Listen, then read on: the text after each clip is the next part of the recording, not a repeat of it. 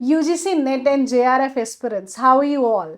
मैं प्रियंका आप लोगों का बहुत बहुत स्वागत कर रही हूँ यूजीसी नेट RWA चैनल पर।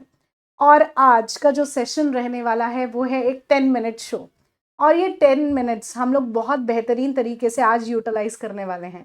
ठीक है, तो ये 10 मिनट्स सिर्फ बेहतरीन नहीं रहेंगे, ये एग्जाम पॉइंट ऑफ व्यू से भी काफ़ी इंपॉर्टेंट है।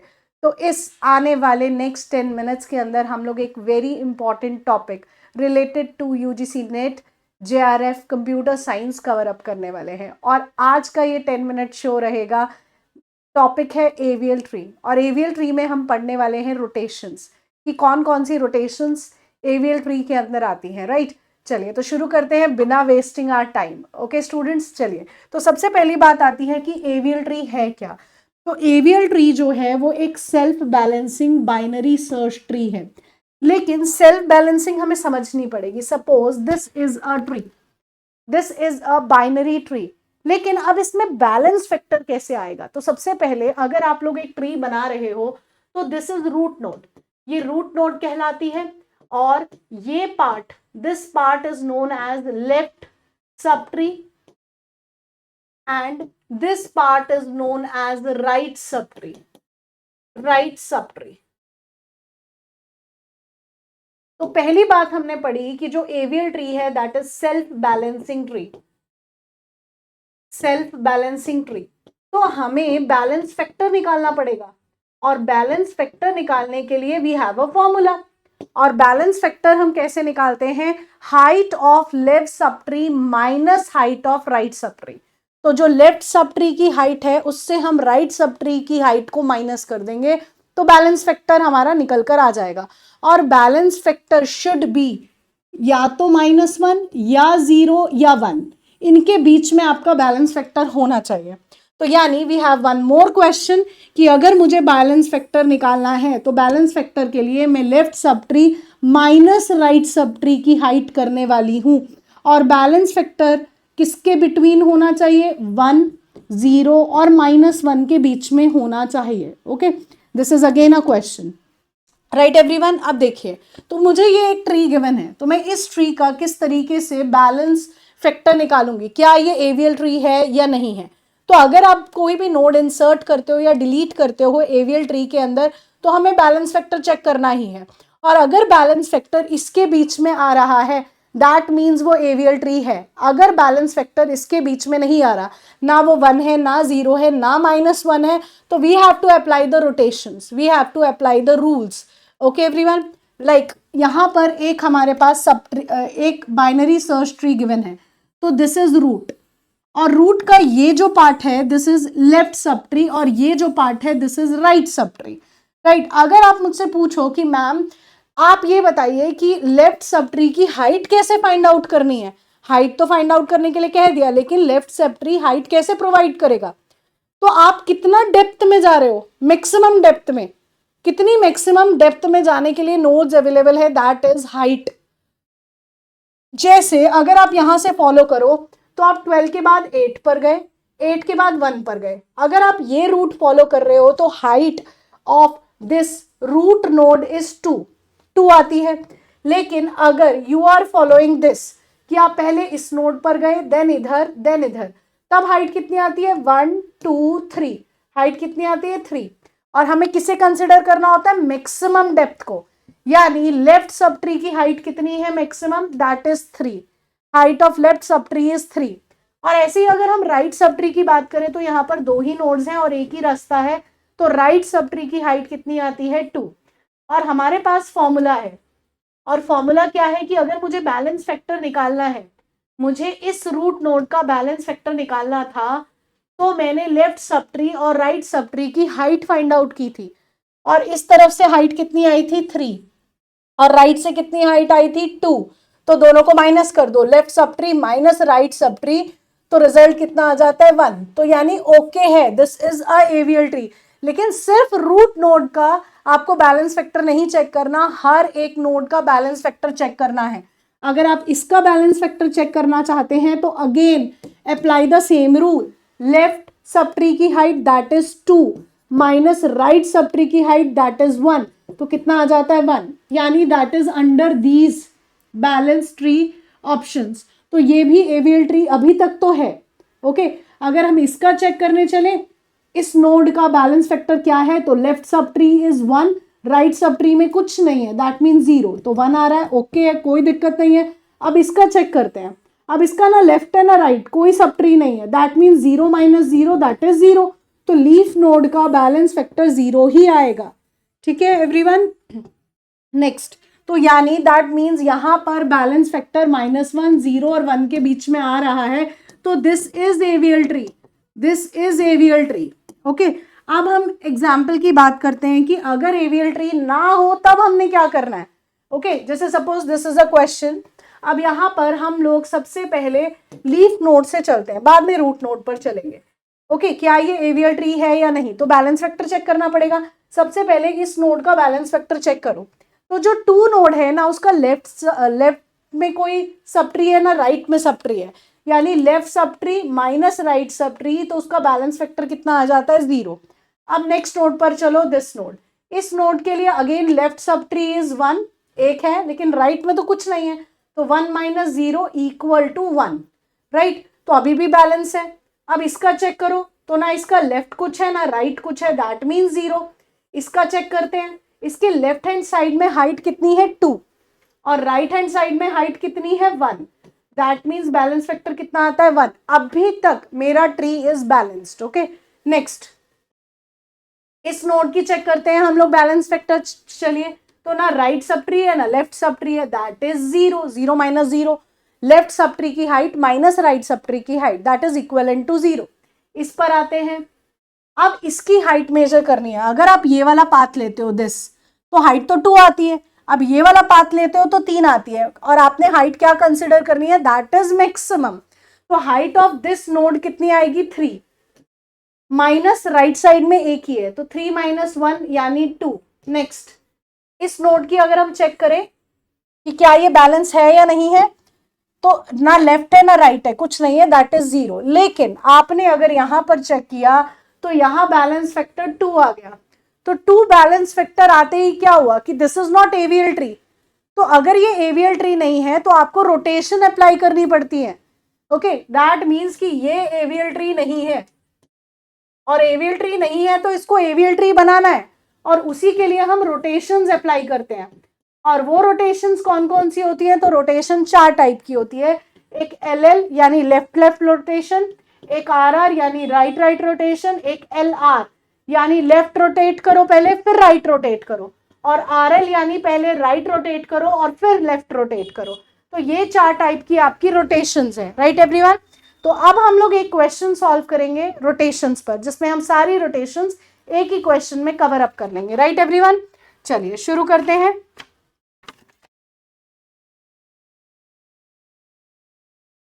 चलिए समझिए, तो मेरे पास अगर एक क्वेश्चन दे रखा है लाइक दिस, नोड है यहाँ 10 और यहाँ 5, तो अगर मैं अभी बैलेंस फैक्टर चेक करूँ तो कोई गड़बड़ नहीं है, लेकिन अगर मैं एक और नोड इंसर्ट करती हूँ कोई भी, तो बैलेंस फैक्टर बिगड़ता है। तो चेक करते हैं बैलेंस फैक्टर कैसे बिगड़ता है। तो ना इसका लेफ्ट सब ट्री है ना राइट सब ट्री है, दैट मीन्स इसका बैलेंस फैक्टर इज 0।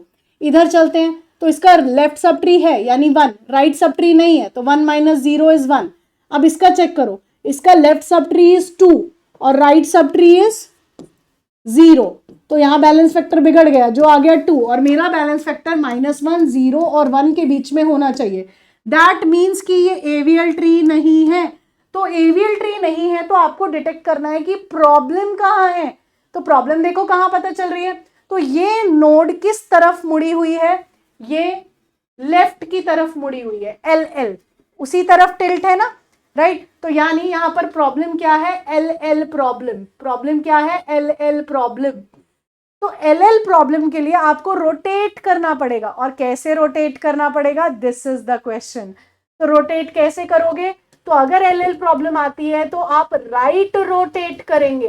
कैसे रोटेट करेंगे, राइट रोटेट करेंगे। ओके, और रोटेट राइट किस तरीके से किया जाएगा, तो देखिए राइट रोटेट करना मतलब लाइक दिस रोटेट करना, ठीक है। तो अगर आप इस तरफ रोटेट कर रहे हो तो 5 आ जाएगा इधर, और 1 आ जाएगा इधर, और 10 आ जाएगा इधर, ठीक है। क्योंकि आपने कैसे रोटेट किया, सिंपल है, यहाँ पे रखो फिंगर और आपने कैसे रोटेट किया, लाइक दिस। कैसे रोटेट किया, लाइक दिस। तो रोटेशन में क्या हुआ, 5 रूट नोड बन गया, एक लेफ्ट में आ गया और 10 राइट में आ गया। तो this is your L problem जिसमें आप राइट रोटेट करते हैं, राइट। नेक्स्ट रोटेशन देखते हैं। नेक्स्ट रोटेशन इज, अगर मेरे पास यहां पर 1 है और यहां नोड 4 है और यहां नोड 10 है, ठीक है, तो अगर मैं बैलेंस फैक्टर चेक करने पर आती हूं तो बैलेंस फैक्टर इसका तो 0 आता है क्योंकि ना लेफ्ट है ना राइट है, कोई सब ट्री नहीं है। इसका चेक करती हूं तो लेफ्ट सब ट्री नहीं है लेकिन राइट सब ट्री डेफिनेटली है, तो यानी -1। ओके है, बैलेंस फैक्टर में 0 भी है, 1 भी है और -1 भी है, तो -1 यहां पर आ रहा है तो ओके, कोई दिक्कत नहीं है। अभी तक एवियल ट्री है, सेल्फ बैलेंस्ड है। इसका चेक करते हैं तो लेफ्ट में तो कोई नहीं है, राइट में हाइट क्या है 2, तो यानी -2, तो गड़बड़ हो गई। तो गड़बड़ हो गई तो इसको बैलेंस करना पड़ेगा और बैलेंस करने के लिए रोटेशन अप्लाई करनी पड़ेगी। और रोटेशन कौन सी आने वाली है, तो हम ये देखेंगे कि ये किस तरफ मुड़ा हुआ है, किस तरफ झुका हुआ है। तो ये राइट हैंड साइड की तरफ झुका हुआ है, यानी हमारी प्रॉब्लम कौन सी है, आरआर प्रॉब्लम। तो जब आरआर प्रॉब्लम आए तो आपको कैसे रोटेट करना है, लेफ्ट रोटेट करना है। कैसे रोटेट करना है, लेफ्ट रोटेट करना है। तो भाई लेफ्ट घूम जाइए, इस तरफ घूम जाइए, ठीक है, इस तरफ घूम जाइए। तो अगर हम इस तरफ घूमें तो ये किस तरीके से आएगा, तो देखिए 4 आ जाएगा इधर। आप कैसे रोटेट कर रहे हैं, लाइक दिस। तो 4 बन जाएगा रूट, 1 बन जाएगा लेफ्ट सब ट्री और 10 बन जाएगा right sub tree. Very easy. Next आती है LR रोटेशन और RL रोटेशन। ये दोनों रोटेशंस के अंदर हम दो रोटेशंस करते हैं। ओके, देखिए तो नेक्स्ट रोटेशन है हमारे पास LR प्रॉब्लम में, यानी L एंड R। पहले आप लेफ्ट रोटेट करोगे फिर राइट। ओके, जैसे अगर आपके पास यहाँ एक नोड 10 है, यहाँ नोड 5 है और यहाँ नोड 7 है, तो देखिए अगर आप बैलेंस फैक्टर चेक करते हो, सबसे पहला काम बैलेंस फैक्टर ही है, तो इसका बैलेंस फैक्टर चेक करो तो ना लेफ्ट सब ट्री है ना राइट सब ट्री है, यानी बैलेंस फैक्टर इज 0। यहां पर चेक करो तो लेफ्ट सब ट्री 0 है लेकिन राइट में एक है, तो 0 - 1 यानी -1। अब इसकी चेक करते हैं हम, हाइट कितनी आती है, तो लेफ्ट में क्या है, लेफ्ट सब ट्री की हाइट कितनी है 2 और राइट में तो कुछ है ही नहीं, तो 2 - 1 दैट इज 2। तो भाई 2 आ गया बैलेंस फैक्टर, दैट मीन्स गड़बड़ हो गई, ये सेल्फ बैलेंस नहीं है, ये एवियल ट्री नहीं है, तो रोटेशन अप्लाई करनी है। तो रोटेशन जब अप्लाई करनी है तो आपको क्या दिख रहा है, सबसे पहली नोड किस तरफ मुड़ी हुई है, लेफ्ट की तरफ, और दूसरी नोड किस तरफ मुड़ी हुई है, आर की तरफ। यानी यहीं से मैंने डिटेक्ट कर लिया कि ये तो LR प्रॉब्लम है। और जब LR प्रॉब्लम आए तो आपके पास 2 रोटेशंस होती हैं। कौन कौन सी, सबसे पहले आप लेफ्ट रोटेट करते हैं और उसके बाद आप राइट रोटेट करते हैं, ठीक है, ये 2 रोटेशंस होती हैं। उसके बाद आप राइट रोटेट करते हैं। देखिए सिंपल सा एक ट्रिक, जब भी आपको सबसे पहली रोटेशन LR में या RL में करनी हो, चाहे वो लेफ्ट हो या राइट रोटेशन हो, जो पहली रोटेशन करनी है उसमें नीचे वाले 2 एलिमेंट्स को स्वैप कर दो, ठीक है, ये एक ट्रिक है एक तरीके से। तो हमारे पास पहली रोटेशन अगर इसी के अंदर हम अप्लाई कर रहे हैं, दैट इज लेफ्ट रोटेट, तो उसमें कैसे बन जाएगा, देखिए हमने नीचे वाले 2 एलिमेंट्स को स्वैप कर देना है, बस 10 यहां पर आएगा, 7 यहां और 5 यहां। ये हमने पहली रोटेशन यानी दिस रोटेशन सॉल्व कर दी। अब भी अगर आप बैलेंस फैक्टर चेक करते हो तो इसका बैलेंस फैक्टर 2 - 0 यानी 2 आएगा, तो अभी भी ये बैलेंस नहीं है, राइट, तो बैलेंस करना पड़ेगा। लेकिन अब ये किस तरफ टिल्ट है, सारी की सारी नोड्स लेफ्ट की तरफ है, ठीक है, तो यानी अब मेरे पास LL प्रॉब्लम है। तो LL होती है तो हम कैसे रोटेट करते हैं, राइट रोटेट करते हैं ना, तो बस अब राइट रोटेट कर दो और आपका आंसर आ जाएगा। ओके एवरीवन, तो जब हम राइट रोटेट करते हैं तो यानी आप इस तरफ से रोटेट करते हैं, तो यानी 7 इधर आ जाएगा और 5 यहां और 10 यहां, बस सॉर्ट हो गया हमारा। तो this is your LR problem, right everyone. Next देखिए, नेक्स्ट इज RL प्रॉब्लम, यानी RL रोटेशन। तो यहां पर भी 2 रोटेशंस है, ठीक है। देखिए अगर आपके पास सपोज एक क्वेश्चन दे रखा है RL रोटेशन का, कि यहां दे रखा है 1, यहां दे रखा है 10 और यहां दे रखा है 7। ओके, अगर मैं यहाँ बैलेंस फैक्टर चेक करने पर आऊं तो इसका ना लेफ्ट सब ट्री है ना राइट सब ट्री है, तो बैलेंस फैक्टर इज 0। अगर मैं इस नोड का बैलेंस फैक्टर चेक करूं तो लेफ्ट सब ट्री की हाइट कितनी है 1, राइट सब ट्री की हाइट कितनी है 0, दैट इज 1। अगर मैं 1 का चेक करने को आऊं तो लेफ्ट सब ट्री तो कुछ है ही नहीं, राइट सब ट्री इज 2, तो बैलेंस फैक्टर कितना आया -2। तो -2 आते ही बैलेंस फैक्टर नहीं है, तो एवीएल ट्री नहीं है, यानी रोटेशन अप्लाई होगी।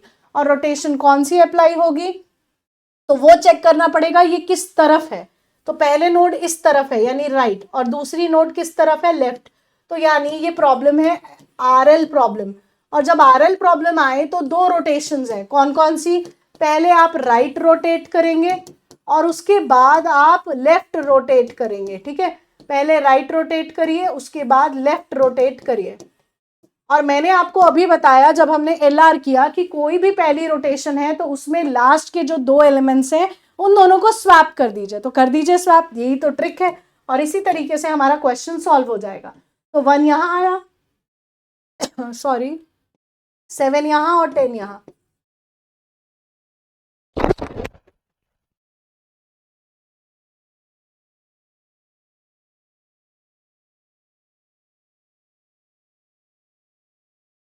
आप बैलेंस फैक्टर इसमें चेक करोगे तो बैलेंस नहीं आएगा, ये वाली नोट बैलेंस नहीं आएगी।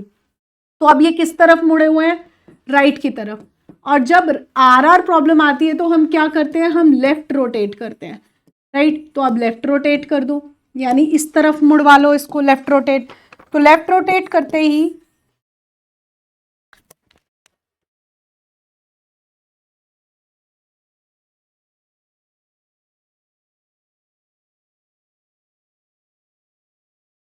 अब 1 यहाँ और 10 यहाँ, राइट एवरीवन।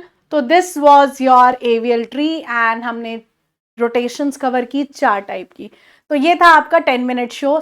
आई होप ये सेशन काफ़ी यूजफुल आप लोगों के लिए रहेंगे। तो ये 10 मिनट्स वाले शो आप लोग मिस मत करिए, क्योंकि आज का ज़माना T20 का है, तो हमने T10-10 लगा दिया है। ओके 10 मिनट्स के अंदर हम काफ़ी यूजफुल सेशंस कवर करेंगे, कम टाइम में बेहतरीन टॉपिक्स।